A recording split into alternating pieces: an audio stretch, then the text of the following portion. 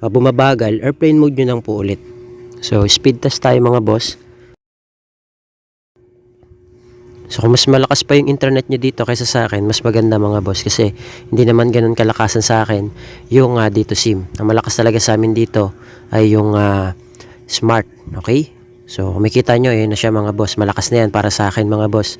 Kasi yung iba pumapalo na yan ng 5. Okay? Pero sa atin pumapalo siya ng 10, 15.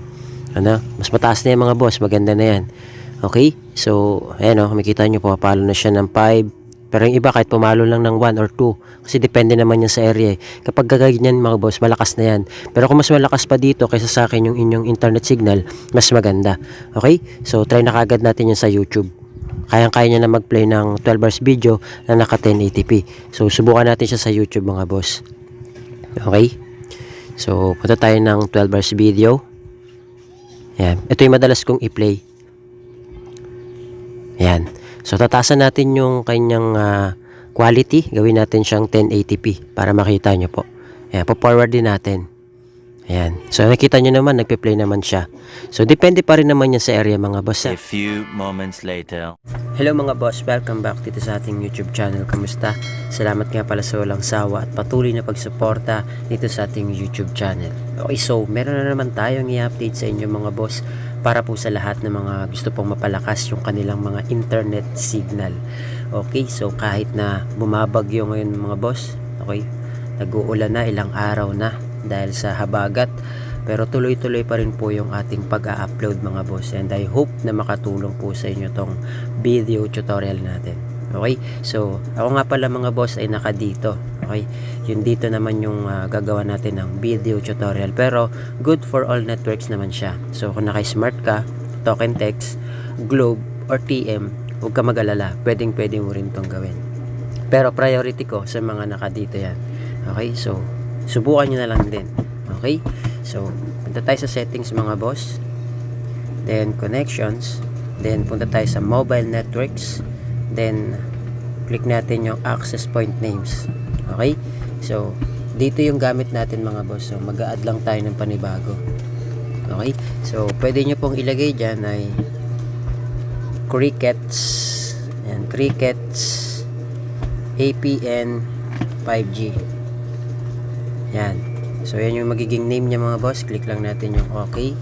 Tapos yung APN niya mga boss, ito po yung ilalagay nyo, cricket.internet. Ayan, click natin yan, then click natin yung okay. Tapos yung username niya mga boss, ito po yung ilalagay nyo, at cricket APN 5G 2025. Click natin yung okay. So kaya pala mga boss 5G yan, kasi speed like a 5G siya. So ibig sabihin, hindi lang siya para sa mga naka 5G, kasi yung phone ko 4G phone lang po ito, pero working pa rin naman yan.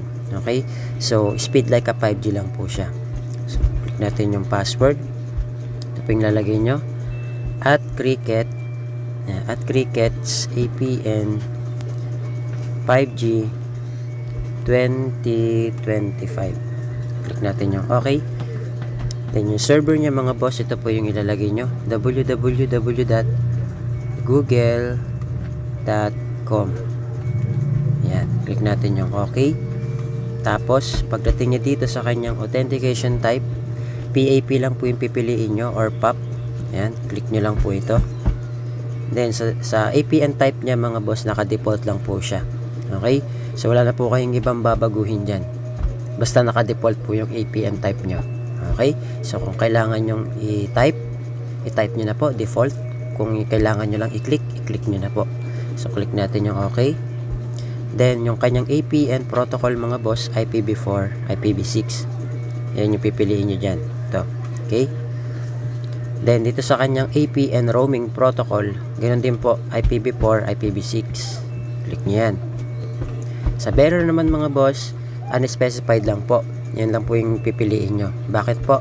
Para po yan sa pangkalahatan. So mapa 2G, 3G, 4G LTE or 5G. So pangkalahatan na yan. Ngayon mga boss, kung halimbawa naka LTE ka naman, pwede yan dalawa. Okay, unspecified tsaka LTE yung may check. Okay? Pwede rin naman LTE lang. Okay, kung naka-LTE kayo. Pero para kasi sa atin, pangkalahatan na. So, unspecified lang tayo. So, click natin yung okay. Then, isa-save na po natin siya mga boss. Click natin yung save.